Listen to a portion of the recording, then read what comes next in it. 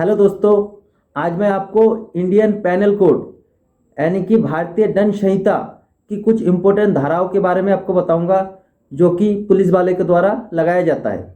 अक्सर आप लोगों ने देखा होगा, यदि कोई व्यक्ति दंगा फसाद, मारपीट या झगड़ा करता है या फिर दूसरे किस्म का कोई अपराध करता है तो पुलिस वाले उस पर कुछ धाराएं लगाते हैं। तो आइए जानते हैं वो धारा पुलिस वाले कब और क्यों लगाते हैं। आइए इस वीडियो के माध्यम से जानते हैं। पहला है धारा 13। धारा 13 कब लगाया जाता है? जब कोई व्यक्ति जुआ खेलता है या सट्टा लगाता है तो उस पर धारा 13 लगाया जाता है। फिर है धारा 120। धारा 120 तब लगाया जाता है जब कोई व्यक्ति षड्यंत्र रचता है, तब उस पर धारा 120 के तहत कार्रवाई की जाती है। यदि धारा 120 साबित हो जाता है न्यायालय में, तब उसको 2 साल या फिर 2 से अधिक सालों की सजा सुनाई जाती है। फिर है धारा 141। आपने देखा होगा, अक्सर इलेक्शन से पहले या फिर कहीं पर दंगा फसाद होता है तो धारा 141 लागू होता है। उस समय 5 या फिर उससे अधिक व्यक्ति एक जगह इकट्ठा नहीं हो सकते। यदि आप उस समय 5 या 5 से अधिक व्यक्ति एक जगह इकट्ठे होंगे या समूह बनाएंगे, तब आप पर धारा 141 के तहत कार्रवाई की जाती है। फिर है धारा 159। जब 2 या 2 से अधिक व्यक्ति किसी स्थान पर दंगा फसाद करता है तो धारा 159 लगाया जाता है। धारा 161। यदि आप रिश्वत लेते हैं या देते हैं तब आप पर धारा 161 लगाया जाता है। फिर है धारा 171। यदि आप चुनाव के समय घूस लेते हैं या देते हैं तो आप पर धारा 171 लगाया जाता है। धारा 146। यदि आप उपद्रव मचाते हैं तब आप पर धारा 146 लगाया जाता है। धारा 201। यदि आप कोई अपराध करने पर सबूत मिटाने की कोशिश करते हैं तो आप पर धारा 201 लगाया जाता है। धारा 302। हत्या या कत्ल करना। यदि आप किसी की हत्या करते हैं, किसी को मार देते हैं तो आप पर धारा 302 लगाया जाता है। धारा 255। सरकारी स्टंप का कूटकरण, मीन्स यदि सरकारी स्टंप का आप अनैतिक रूप से या फिर गैरकानूनी रूप से इस्तेमाल करते हैं तो धारा 255 लगाया जाता है। धारा 264। गलत तौल के बाटों का प्रयोग की सजा, मीन्स यदि आप दुकानदार है, गलत तौल से लोगों को सौदा देते हैं तो आप पर धारा 264 लगाया जाता है। फिर है धारा 267। दवा या औषधि में मिलावट करना। यदि आप दवा या औषधि में मिलावट करते हैं तो आप पर धारा 267 लगाया जाता है। फिर है 292। धारा 292। किसी व्यक्ति द्वारा समाज में अश्लीलता फैलाने पर धारा 292 लगाया जाता है। मीन्स अगर कोई व्यक्ति समाज में अश्लीलता फैलाने की कोशिश करता है तो उस पर धारा 292 लगाया जाता है। फिर है धारा 153A। धारा 153A के अंतर्गत धर्म, भाषा, नस्ल के आधार पर लोगों में नफरत फैलाने की कोशिश करते हैं तो आप पर धारा 153 लगाया जाता है।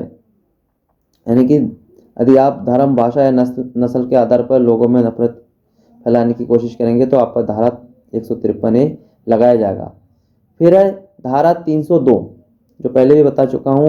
यदि आप किसी को मार देते हैं, हत्या कर देते हैं तो आप पर धारा 302 लगाया जाता है। अगर ये धारा न्यायालय द्वारा साबित हो जाता है तो आपको उम्र कैद की सजा हो सकता है, यानी कि उम्र कैद की सजा या फिर इसके साथ साथ आर्थिक दंड भी हो सकता है। फिर है धारा 159। दंगा करना, जो पहले ही बता चुका हूँ। यदि कोई 2 व्यक्ति पब्लिक प्लेस पर दंगा करता है या शांति भंग करता है तो उस पर धारा 159 लगाया जाता है। फिर है धारा 186। धारा 186 में क्या होता है? यदि आप किसी के सरकारी काम में बाधा डालते हैं तो आप पर धारा 186 लगता है। फिर है धारा 298। यदि आप किसी के धार्मिक भावनाओं को ठेस पहुंचाते हैं तो आप पर धारा 298 लगता है। फिर है धारा 354।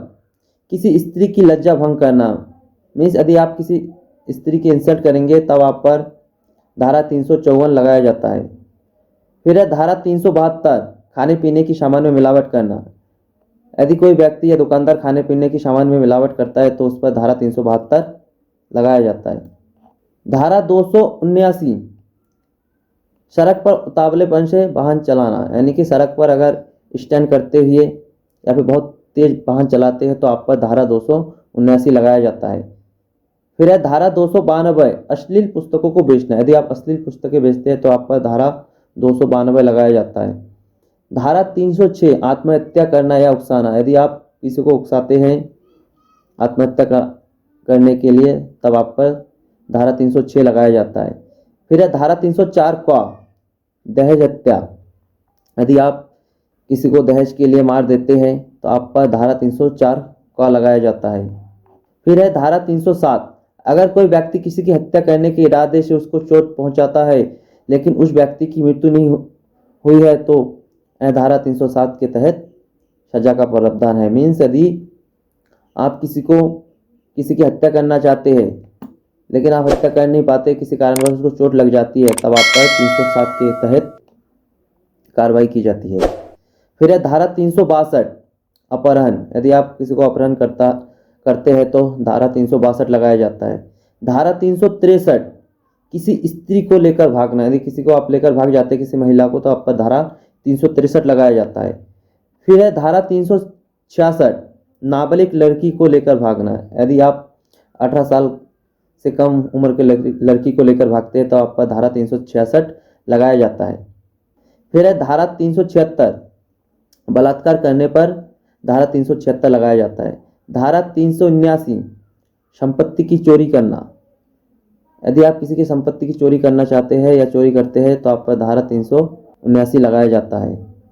धारा 392 लूट करने की सजा, यदि आप किसी को लूटते हैं तो आप पर धारा 392 लगाया जाता है। धारा 395 डकैती के लिए दंड, यदि कोई डकैती करता है तो उस पर धारा 395 लगाया जाता है। धारा 396 डकैती के दौरान हत्या, अगर डकैती के दौरान वह किसी की हत्या कर देता है तो उस पर धारा 396 लगाया जाता है। धारा 412 छीना झपटी करना, छीना झपटी करने पर 412 लगाया जाता है। धारा 310 ठगी करना, ठगी करने पर धारा 310 लगाया जाता है। धारा 489 नकली नोट बनाना, नकली नोट बनाने पर धारा 489 लगाया जाता है। धारा 493 धोखे से शादी करना, यदि आप किसी से धोखे से शादी करते हैं तो आप पर धारा 493 लगाया जाता है। फिर है धारा 377, धारा 377 में क्या होता है, यदि कोई किसी पर अप्राकृतिक कृत्य करता है तो उस पर धारा 377 लगाया जाता है। अप्राकृतिक कृत्य किसे कहते हैं, जैसे कुछ साल पहले निर्भया हत्याकांड हुई थी तो उस पर बहुत ही ज़्यादा, यानी कि जिसको एक्सप्लेन नहीं किया जा सकता, इस प्रकार का कृत्य उस पर हुआ था तो उसे कहा जाता है अप्राकृतिक कृत्य। तो ऐसा करने पर 377 लगाया जाता है। फिर है धारा 351 किसी व्यक्ति के ऊपर हमला करने पर धारा 351 लगाया जाता है। धारा 365 जब भी कोई किसी व्यक्ति का अपहरण करता है तो उस पर धारा 365 लगाया जाता है।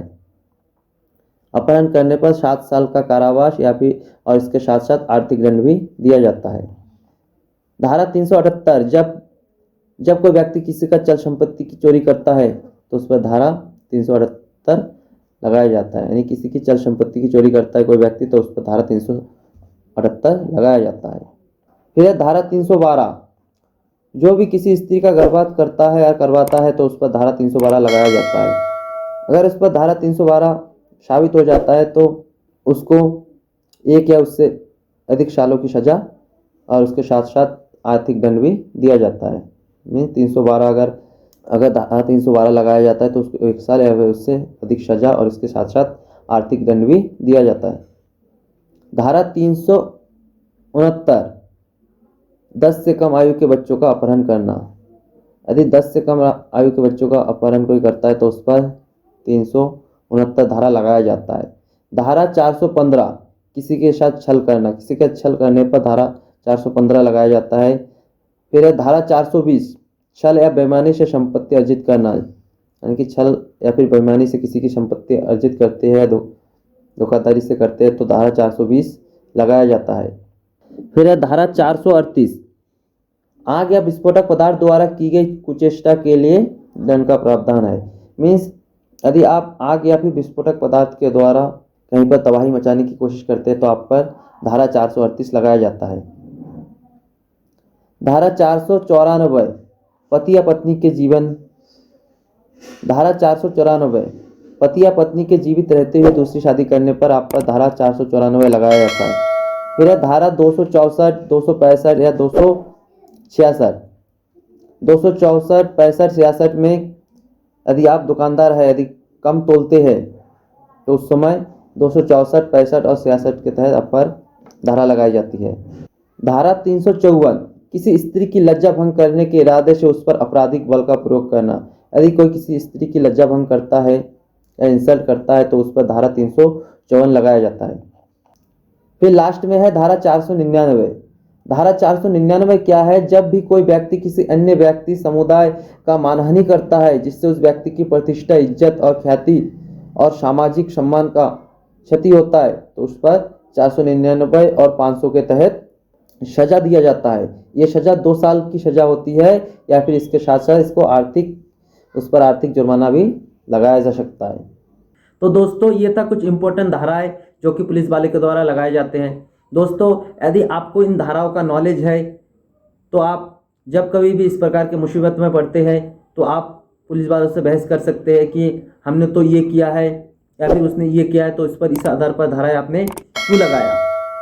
तो दोस्तों यदि आपको ये वीडियो अच्छा लगा है, इस वीडियो से कुछ नॉलेज मिला है, यदि आपको लगता है कि हाँ ये वीडियो मेरे लिए फ़ायदेमंद है या फिर दूसरे आपके दोस्तों के लिए भी ये वीडियो फ़ायदेमंद है, तो आप इस वीडियो को अपने दोस्तों से शेयर कीजिए ताकि वो भी अपने नॉलेज को बूस्ट कर सके, अपने नॉलेज को बढ़ा सके। और दोस्तों यदि आप मेरे चैनल पर नए आए हैं तो आप मेरे इस चैनल को सब्सक्राइब कीजिए। थैंक यू दोस्तों and have a good day.